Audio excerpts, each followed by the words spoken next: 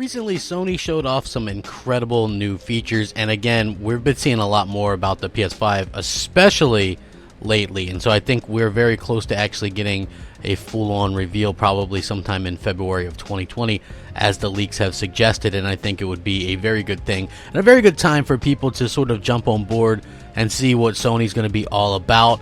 And, you know, I do have to say that this is something that would be absolutely incredible if it happens to come true. So again, take everything with a grain of salt, and at the end of the day, I think it would be pretty huge news if this actually happens, but whatever.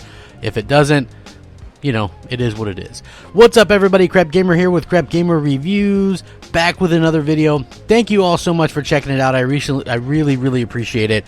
Thank you guys so much for rocking out with me. If you really want to support the channel, all you got to do is hit that like button, subscribe, hit the bell, and maybe, just maybe, think about becoming a member of the channel. There's some cool little perks there involved as well. So I want to get involved. There's two things that's going on right now that I want to cover with the PS5, okay? One of them, it looks like the PlayStation 5 could indeed be a console that plays past games as well. PlayStation 1, PlayStation 2, PlayStation 3, and PlayStation 4 games, in addition to the PS5 games, according to an insider. Recently tweeted that gamers shouldn't sell their PlayStation 1, 2, 3, or 4 games in preparation for the PlayStation 5, saying that something may be brewing regarding backwards compatibility. According to this, and it could be a pretty reliable source, but again, this would be very interesting indeed if it does turn out to be true. I know a lot of people kind of poke fun at the backwards compatibility stuff, but at the same time, it could be something really worthwhile. Now, the other part of this that I want to talk about is regards to the DualShock 5 controller. It looks like you won't actually need a PlayStation 5 to go online with this, which sounds interesting, huh?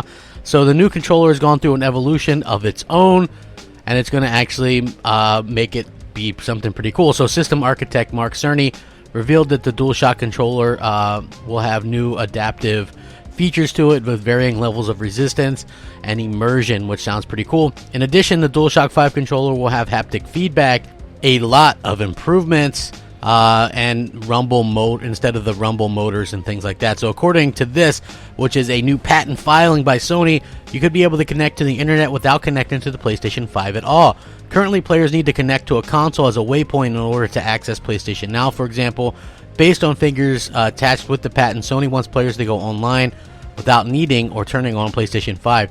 The idea is definitely interesting, and certainly with accessibility is concerned with Google Stadia and stuff like that. Again, I've said this for a little bit now. I guess you just got to come to accept the terms that all these companies are going to try their hand at game streaming and do as much as they can through that avenue. So even if I don't particularly like it or you don't particularly like it, they're doomed to either succeed with this or fail with this. I guess we're going to have to see how it works out. But with that being said, I will link these articles. You guys can check it out. Is this trouble for Microsoft? It seems like Microsoft has a lot more competition on their hands with this whole thing than they originally thought.